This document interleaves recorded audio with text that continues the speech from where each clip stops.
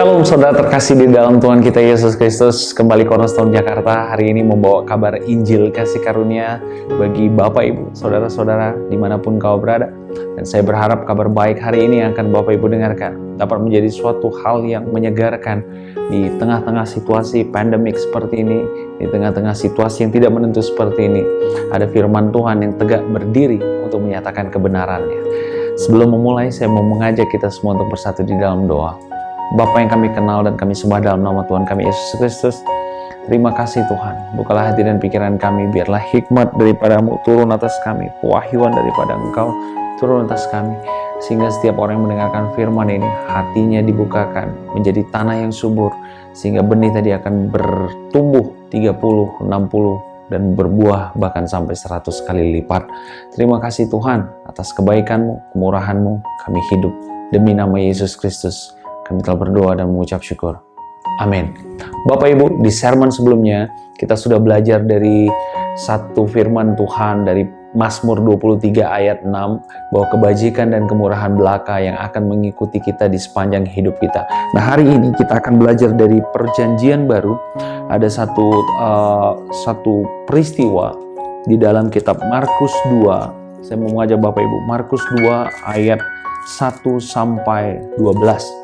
Markus 2 ayat 1 sampai 12. Di Markus 2 ayat 1 sampai 12 dikatakan demikian, bahwa orang lumpuh disembuhkan. Dikatakan orang lumpuh disembuhkan. Orang lumpuh disembuhkan. Kita baca sama-sama. Kemudian sesudah lewat beberapa hari, waktu Yesus datang lagi ke Kapernaum, tersiarlah kabar bahwa ia ada di rumah. Maka datanglah orang-orang berkerumun sehingga tidak ada lagi tempat, bahkan di muka pintu pun tidak. Sementara ia memberitakan firman kepada mereka. Dikatakan ia memberitakan firman kepada mereka. Ayat selanjutnya ayat 3. Ada orang-orang datang membawa kepadanya seorang lumpuh. Jadi ada sekelompok orang membawa ada orang lumpuh kepada Yesus, digotong oleh 4 orang. Jadi ada satu orang yang sakit, ada 4 orang yang menggotong orang tadi. Dikatakan bahwa di ayat 4, tetapi mereka tidak dapat membawanya kepadanya karena orang banyak itu. Lalu mereka membuka atap yang di atasnya. Sesudah terbuka, mereka menurunkan tilam tempat orang lumpuh itu terbaring. Jadi situasinya sangat crowded, sangat banyak orang di dalam satu rumah, karena orang pada tahu Yesus lagi datang nih ke Kapernaum, sehingga ada satu rumah yang begitu padatnya. Dan ada satu orang yang sedang sakit lumpuh yang ingin dibawa oleh keempat teman-temannya, sahabatnya mungkin, yang mencoba untuk masuk ke dalam rumah tadi, tetapi tidak berhasil karena dari depan, karena rumah itu sudah begitu padat ya. Jadi saya bisa membayangkan mungkin halamannya pun sudah tidak bisa lagi orang bergerak, sehingga orang yang dibawa ini begitu sulitnya untuk masuk. Ayat keempat di bagian akhir, lalu mereka membuka atap yang di atasnya. Jadi mereka bukan melalui pintu depan, tapi melalui pintu atas. Sesudah terbuka mereka menurunkan tilam. Jadi orang tadi turun secara perlahan-lahan dari genteng yang sudah dibuka, dari atap yang sudah dibuka. Ketika Yesus melihat iman mereka, berkatalah ia kepada orang lumpuh itu, "Hai anakku, dosamu sudah diampuni." Apa yang menjadi menarik bagi saya ketika kita membaca ayat ini adalah ayat kelima. Ketika Yesus melihat iman mereka, di dalam bahasa NIV-nya dikatakan, when Jesus saw their faith, melihat iman mereka. Dikatakan, hai anakku, berkatalah ia kepada orang lumpuh itu, hai anakku, dosamu sudah diampuni. Jadi saya bisa membayangkan suatu situasi waktu orang lumpuh tadi orang lumpuh tadi dinyatakan sakit, bukan tidak bisa berbicara. Jadi mungkin dari 4 orang itu ada yang berkata, udahlah kayaknya nggak mungkin, ini udah padat banget, udahlah next time aja kita coba ya, next time. Mungkin ada yang berargumentasi seperti itu. Tetapi pada akhirnya mereka memutuskan untuk tetap naik ke rumah itu dan masuk melalui atap. Artinya ada kesepakatan di dalam 5 orang. 4 orang yang menggendongnya, dikatakan tadi ada 4 orang digotong oleh 4 orang. Ada 1 orang yang sedang sakit. Ada 5 iman yang bersepakat untuk melakukan sesuatu yang tidak lazim. Apa yang tidak lazimnya? Mereka membongkar atap rumah orang. Bukan rumah mereka, Bapak Ibu. Tapi rumah orang. Rumah orang lain yang dibongkar mereka atapnya. Keempat orang yang menggotong ini sepakat dengan satu orang tadi. Dan saya yakin percaya bahwa orang tadi, waktu Yesus berkatalah ia kepada orang lumpuh itu, "Hai anakku, dosamu sudah diampuni." Sebelumnya dikatakan, Yesus sudah melihat iman mereka. Pada saat Yesus melihat iman kelima orang tadi, Yesus berkata kepada yang satu orang tadi, "Dosamu telah diampuni." Bagaimana hubungannya antara Yesus melihat iman dengan pengampunan dosa? Bapak Ibu sudah ingat cerita tentang orang wanita yang sakit pendarahan. Selama 12 tahun dia sakit pendarahan. Dia menjama ujung jubahnya Yesus. Dan seketika itu juga dia sembuh. Pada saat itu Yesus berhenti dan berkata, "Siapa yang menyentuh aku? Karena aku merasa ada kekuatan yang keluar daripada aku." Akhirnya wanita tadi mengaku, "Ibu, imanmu telah menyelamatkan engkau." Artinya apa Bapak Ibu? Iman menyelamatkan berkaitan penuh dengan penghapusan dosa. Hari ini, saya dan Bapak Ibu adalah orang-orang yang telah ditebus. Yang telah ditebus dosa dan kesalahan kita. Sehingga hari ini, waktu Allah melihat Bapak Ibu, Dia melihat kita sudah memiliki iman yang benar. Orang tadi, waktu Yesus berkata kepada dia, Yesus melihat iman mereka, "Dosamu sudah diampuni." Pada saat Yesus melihat orang tadi, Yesus belum mati bagi dia. Karena pada saat ini Yesus masih hidup dan Yesus belum turun dalam kerajaan maut dan naik ke surga. Karena Yesus masih ada di dunia pada saat itu. Kita adalah orang-orang yang hidup di dalam zaman kasih karunia di mana Yesus sudah mati bagi kita. Sudah mati bagi dosa dan kesalahan kita. Jadi hari ini, pada saat Yesus melihat Bapak Ibu, Dia melihat iman yang sama. Sehingga apa yang dikatakan di firman Tuhan, the faith of the Son of God. Pada saat kita menerima Yesus sebagai Tuhan dan Juru Selamat kita, pada saat itu juga Allah telah mengaruniakan iman Yesus Kristus di dalam hidup kita.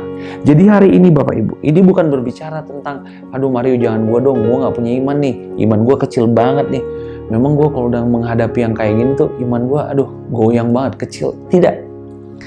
Ukuran iman setiap orang yang percaya kepada Yesus, ukurannya sama. Dipakai kata Dia mengaruniakan iman. The measure. Dipakai kata the, artinya meriver ke sesuatu hal yang sama.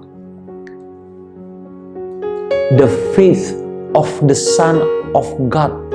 The faith of the Son of God. Artinya, iman yang Bapak Ibu miliki dan saya miliki hari ini adalah iman yang sama dengan yang dimiliki oleh Yesus Kristus. Pada saat dosa kita diampuni. Nah, kita lanjut membaca. Ketika Yesus melihat iman mereka, berkatalah ia kepada orang lumpuh itu, "Hai anakku, dosamu sudah diampuni." Hal kedua yang ingin kita kupas di dalam perikop ini adalah sakit penyakit sangat erat kaitannya dengan yang namanya dosa. Sabar, ini sebenarnya kabar baik Bapak Ibu. Jadi kalau hari ini engkau sakit, atau ada saudara-saudaraku yang sedang tidak fit badannya, ingat, Yesus Kristus sudah mati bagi semua dosa kita. Sehingga hari ini, akar dari dosa tadi, salah satunya adalah sakit penyakit, harusnya tidak ada pada saya dan engkau. Saya ulangi sekali lagi. Yesus Kristus sejak 2000 tahun yang lalu mati di kayu salib, menanggung semua dosa dan kesalahan kita. Artinya, akar-akar dari dosa, salah satunya adalah sakit penyakit. Hari ini harusnya tidak terjadi lagi di dalam kehidupan orang-orang percaya. Yes. Karena sakit penyakit, di kitab kita sudah pernah belajarnya, Di kitab Perjanjian Lama, sakit penyakit bukanlah bagian dari berkat, tetapi itu ada di dalam bagiannya kutuk. Dan kabar baiknya Bapak Ibu, Yesus Kristus sudah mati bagi semua kutuk.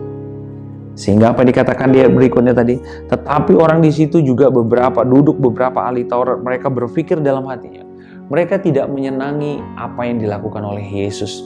Mereka tidak senang melihat Yesus menyembuhkan banyak orang. Mereka tidak senang melihat Yesus memberi makan 5.000 orang, 4.000 orang, memberi makan banyak orang. Mereka tidak senang Yesus melakukan banyak hal-hal yang heran dan ajaib. Sehingga orang-orang Yahudi di situ, ahli-ahli Taurat, mencoba menyerang dia. Ayat ke-7, mengapa orang ini berkata demikian? Ia menghujat Allah. Siapa yang dapat mengampuni dosa selain daripada Allah sendiri? Jadi bagi mereka yang dapat mengampuni dosa adalah Allah sendiri. Yes, itu benar. Tetapi satu hal yang mereka tidak ketahui, ya, kepada mereka tidak dibukakan adalah bahwa Yesus Kristus adalah Tuhan, adalah Allah yang turun ke dalam dunia. Apa yang dikatakan di kitab Yohanes? Pada mulanya adalah firman, firman itu bersama-sama dengan Allah, dan firman itu adalah Allah. Di ayat 14 dikatakan firman itu telah menjadi manusia dan tinggal bersama-sama dengan kita. Berarti firman tadi adalah Yesus. Yesus tadi ada di awal juga. Berarti Yesus itu adalah Allah. Mereka satu kesatuan. Jadi Yesus punya hak penuh untuk mengampuni dosa orang. Sehingga apa yang dikatakan, tetapi Yesus segera mengetahui dalam hatinya bahwa mereka berpikir demikian. Lalu ia berkata kepada mereka, mengapa kamu berpikir begitu dalam hatimu? Yesus tahu apa yang di dalam hati mereka. Manakah lebih mudah mengatakan kepada orang lumpuh ini, dosamu sudah diampuni, atau mengatakan bangunlah, angkatlah tilammu dan berjalan?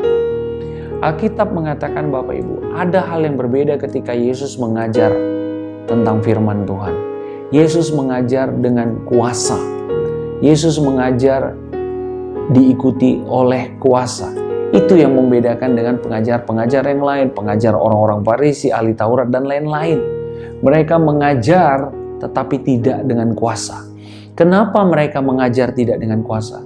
Karena yang mereka beritakan bukan kebaikan Tuhan. Yang mereka beritakan bukan tentang kerajaan Allah. Tetapi mereka beritakan adalah Taurat. Taurat tidak berorientasi kepada kebenarannya Tuhan. Taurat berorientasi kepada kebenaran kita. Taurat berorientasi kepada apa yang saya kerjakan, apa yang saya lakukan, apa yang saya berikan, apa yang saya persembahkan, apa yang saya berikan kepada gereja, apa yang saya berikan kepada dan lain-lainnya. Tetapi kasih karunia, Injil Kerajaan Surga, berbicara tentang apa yang Allah kerjakan, apa yang Allah lakukan. Ini dua hal yang berbeda. Sehingga Yesus berkata, manakah lebih mudah mengatakan kepada orang lumpuh ini, dosamu sudah diampuni, atau mengatakan bangunlah, angkatlah tilammu dan berjalan? Orang-orang ahli Taurat, mereka tidak memiliki kuasa untuk menyembuhkan orang lain. Sehingga Yesus tahu, coba gue tantang lo ya, menurut lo mana lebih mudah? Mengatakan dosamu sudah diampuni, atau bangunlah, bangkitlah dan berjalanlah? Bagi orang-orang ahli Taurat, mereka akan berkata lebih gampang mengatakan dosamu sudah diampuni, karena itu sesuatu yang tidak kelihatan. Kalau saya bilang ke Bapak Ibu, saudara-saudaraku, dosa kalian sudah diampuni, itu tidak kelihatan. Tapi untuk membuat orang lumpuh menjadi berjalan, itu kelihatan. Kalau saya bilang lebih gampang menyembuhkan lebih gampang mengatakan bahwa orang lumpuh ini untuk bangunlah, angkatlah tilammu dan berjalan, nanti dia nggak jalan gimana? Nah, bagi Allah tidak ada halnya berbeda ketika dia mau menyembuhkan orang lain dan ketika dia mau mengampuni dosa, karena Yesus itu Tuhan. Itu yang tidak dipahami dan dimiliki oleh orang-orang ahli Taurat pada saat itu. Mereka terjebak dalam satu pemikiran seolah-olah mengampuni dosa itu sesuatu yang hanya bisa Allah lakukan. Salah. Firman Tuhan berkata, kita buka sama-sama sekarang Mazmur 103. Mazmur 103. Di Mazmur 103 dikatakan demikian, Bapak Ibu.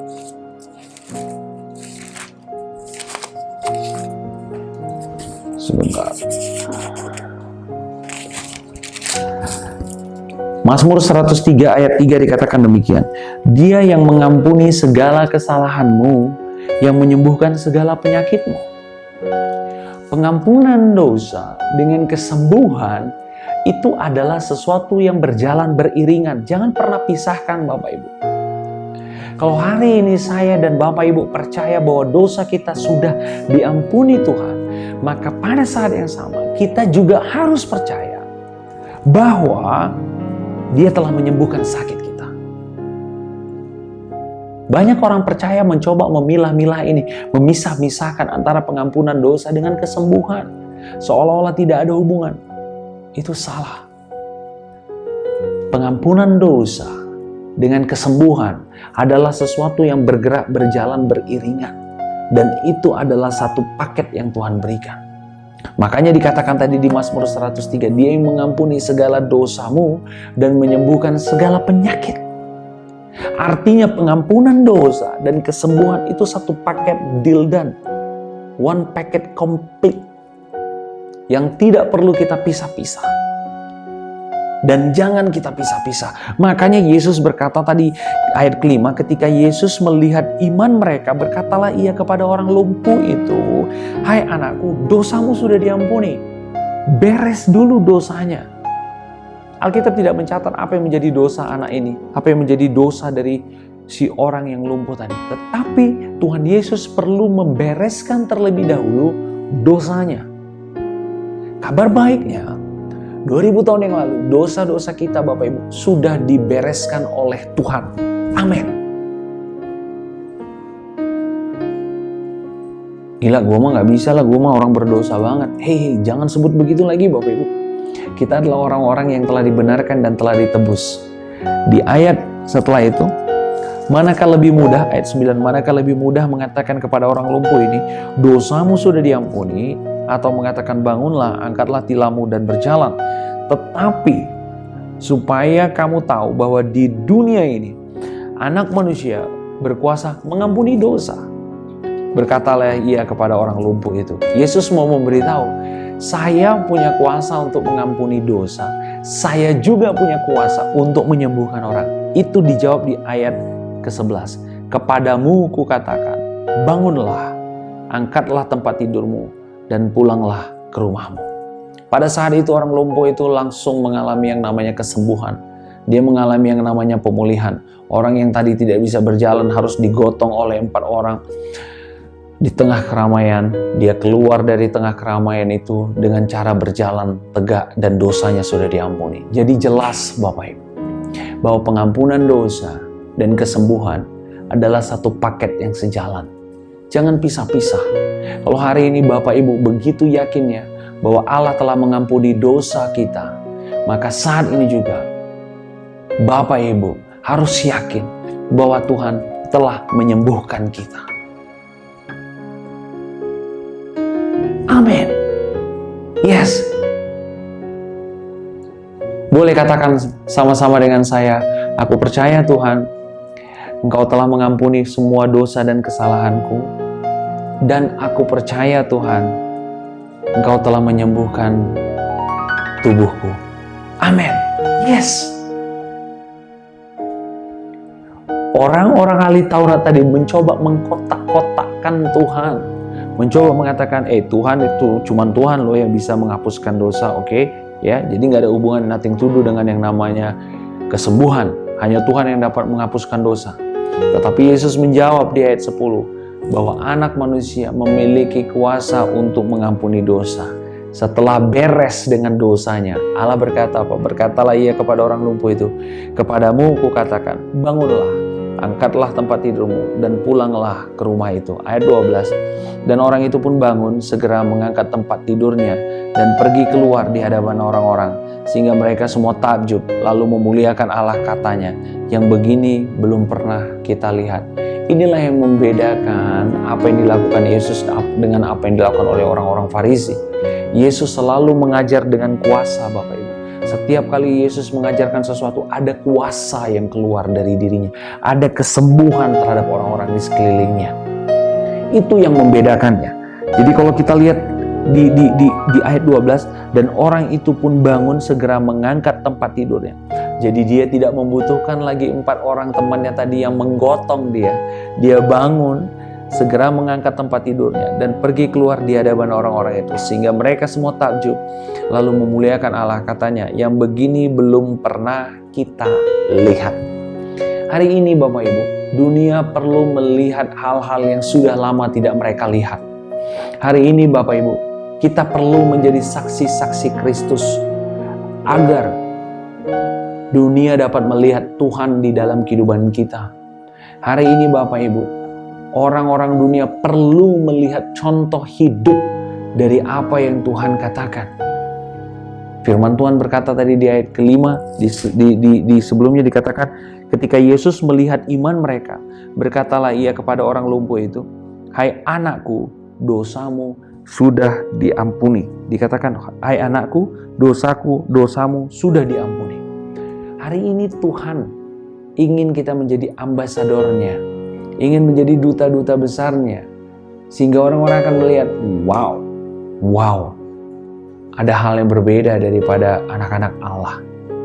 Kita menjadi saksi yang hidup di tengah kondisi orang yang panik, orang yang ketakutan. Orang-orang dunia seperti membutuhkan guideline, dunia seperti membutuhkan acuan tentang yang kebenaran. Muncullah anak-anak Allah menjadi terang. Saya percaya bahwa banyak orang yang hadir di rumah tadi dalam keadaan yang sedang sakit dan ingin bertemu dengan Yesus. Tetapi saya juga percaya bahwa hanya satu orang yang berhasil mencuri perhatiannya Tuhan, karena dia melakukan sesuatu hal yang extraordinary. Ketika pintu yang normal tertutup, pintu rumah sudah tidak memungkinkan, dia mencari jalan keluar, naik ke atas atap. Artinya apa Bapak Ibu? Pada saat kita memiliki iman di dalam Yesus Kristus, Allah akan memampukan kita untuk melakukan hal-hal yang extraordinary, hal-hal yang outstanding, hal-hal yang di luar pikiran-pikiran, cara-cara yang logis, hal-hal yang di luar apa yang pernah dunia ini pikirkan. Kita akan melakukan banyak terobosan-terobosan yang tidak terpikir oleh orang. Mungkin ada ratusan, mungkin bahkan ribuan orang yang sebenarnya ingin bertemu Yesus pada saat itu. Tapi ketika melihat rumah itu sudah full dan rumah itu sudah sepertinya terlalu padat, tidak bisa masuk lagi, mungkin sebagian besar dari mereka give up dan berakhir hanya sampai di halaman rumah dan melihat dengar-dengar dari jauh saja. Tetapi ada 5 orang, 4 orang yang menggotong, 1 orang yang sakit, yang imannya berbeda. Mereka tidak melihat keramaian itu sebagai sebuah obstacle. Mereka tidak melihat kerumunan itu menjadi suatu hal yang dapat merintangi. Mereka tidak melihat bahwa kerumunan itu menjadi sesuatu hal yang membatasi mereka. Demikian juga dengan orang-orang yang percaya Bapak Ibu. Bukan masalahnya sebenarnya yang terlalu besar di hadapan kita. Tetapi karena kita memakai kacamata kemampuan kita, maka kita melihat masalah tadi seperti tembok yang besar. Tetapi yang Allah inginkan adalah pakai kacamata iman, agar kita melihat banyak pun masalah di depan tadi, itu tidak menjadi sebuah rintangan. Ada suatu kemenangan besar di hari itu. Ada suatu kemenangan yang luar biasa di hari itu.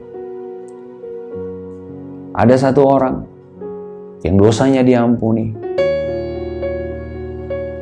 dan dia disembuhkan. Hari ini Bapak Ibu, Tuhan ingin melihat iman kita. Dan kabar baiknya, the faith of the Son of God, iman yang sama dengan iman Yesus Kristus, telah Allah karuniakan di dalam kehidupan kita.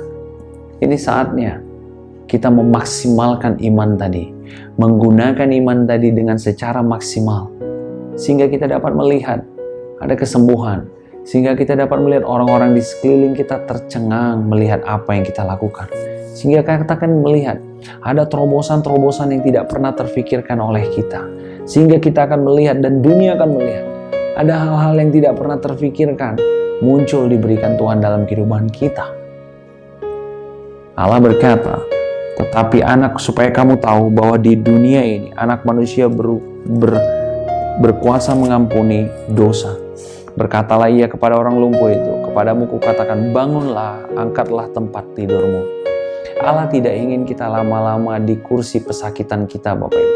Allah tidak ingin kita berlama-lama di tempat tidur kita dan merenungi dan meratapi nasib dan kejadian kita. Aduh, kok aku begini? Aduh, kalau seandainya dulu aku nggak melakukan ini. Aduh, seandainya aku... Enggak. Yang Allah ingin lakukan dalam kehidupan kita, Dia bilang apa? Angkatlah tempat tidurmu, artinya jangan tidur lagi dan pulanglah ke rumahmu. Allah ingin kita bangkit dari tempat tidur kita. Allah ingin kita bangkit dari situasi kita.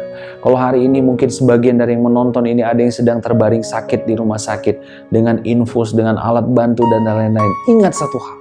Allah ingin kita bangkit dan keluar dari ruangan itu dan berjalan sebagai seorang pemenang. Jadi jelas bahwa hasratnya Allah, keinginannya Allah adalah saya dan saudara sehat. Kalau hari ini mungkin ada sebagian dari kita yang sedang berada di tengah keterpurukan, bisnis lagi drop, bisnis lagi down, kita habis ditipu orang. Ingat, Allah ingin kita bangkit. Allah ingin kita bangkit. Allah ingin kita bangkit. Sama seperti anak muda tadi, sama seperti orang tadi. Allah berkata apa? Bangunlah, angkatlah tempat tidurmu, dan pulanglah. Allah ingin orang lumpuh tadi keluar dari zona nyamannya, keluar dari comfort zone-nya. Karena saya percaya bahwa tidak ada pertumbuhan di dalam comfort zone. Comfort zone tidak akan membawa Bapak Ibu kemana-mana. Comfort zone hanya akan membuat kita terbuai tanpa kita sadari waktu terus berjalan dan kita melihat tidak ada pertumbuhan atau progres dalam kehidupan kita. Allah ingin kita keluar dari comfort zone-nya kita. Karena saya percaya satu hal, bahwa ada penyediaan yang lebih baik di luar comfort zone. Sama seperti bangsa Israel pada saat mereka keluar dari tanah Mesir. Mereka terlalu sayang dan terlalu cinta terhadap tanah Mesir, sehingga mereka tidak siap untuk masuk ke dalam tanah Kanaan. Hanya dua pribadi, Yosua dan Kaleb, orang yang keluar dari Mesir yang berhasil masuk ke tanah Kanaan. Artinya apa? Mereka siap untuk keluar dari comfort zone mereka. Mereka mau untuk belajar hal yang baru. Mereka mau untuk hidup di dalam lingkungan yang baru. Demikian juga dengan kita orang-orang percaya, Bapak Ibu. Mungkin kita tidak lagi tinggal di Mesir saat ini, tetapi mentalitas sebagai orang Mesir tadi itu mesti sering ada tinggal dalam hati dan pikiran kita. Jangan mau. Hari ini kita adalah orang-orang yang sudah tinggal di tanah Kanaan, miliki mental di dalam tanah Kanaan, menikmati anggur, susu, madunya yang berlimpah. Dan orang yang sedang sakit tadi berhasil menang. Dia mendapatkan dua hal. Yang pertama, dia disembuhkan. Yang kedua, dosanya sudah diampuni. Kabar baik bagi saya, bagi engkau, bagi kita semua, orang-orang yang tinggal di dalam zaman kasih karunia. Kedua hal ini telah diselesaikan Allah melalui kematian anaknya yang tunggal, Tuhan kita Yesus Kristus. Dan kedua hal ini telah ada di dalam kita. Hari ini dosa kita telah diampuni. Dan hari ini ingat bahwa Yesus telah menyembuhkan kita. Yesus telah memulihkan kita. Yes, saya Mario Martin Gultom berhenti berbicara hari ini. Kita bertemu lagi di dalam sermon selanjutnya. Saya berharap perikop yang sederhana ini dapat menjadi sesuatu hal yang baik dan baru bagi hati dan pikiran kita. Sehingga kita semakin percaya bahwa Allah menginginkan kita untuk bangkit dan meninggalkan kasur kita dan berjalan. Sebelum menutup, saya mau mengajak kita semua untuk bersatu di dalam doa. Bapa yang kami kenal dan kami sembah di dalam nama Tuhan kami Yesus Kristus, kami mengucap syukur Tuhan karena kasih-Mu, kebaikan-Mu, dan kemurahan-Mu. Bapa, hari ini kami dapat lagi beraktivitas, dan kami percaya Tuhan firman yang baru saja ditaburkan ini akan menjadi sesuatu yang baik bagi hati dan pikiran kami. Dan kami percaya Tuhan selama-lamanya Engkau menolong kami, dan kami percaya Tuhan selama-lamanya Engkau ada di pihak kami. Demi nama Tuhan kami Yesus Kristus, kami percaya kami adalah orang-orang yang telah dibenarkan, kami orang yang telah ditebus, diampuni dosa, dan kami adalah orang-orang yang telah disembuhkan. Demi nama Tuhan kami Yesus Kristus, kami telah berdoa dan kami telah mengucap syukur. Amin. Saya Mario Martin Gultom berhenti berbicara hari ini Bapak Ibu. Sampai bertemu lagi di dalam sermon selanjutnya. Ingat Bapak Ibu, Tuhan Yesus telah mengampuni dosa dan kesalahan kita. Dan pada saat yang sama, Dia juga telah menyembuhkan kita. Tuhan Yesus memberkati engkau. Tuhan Yesus mengasihi engkau. God bless you and see you.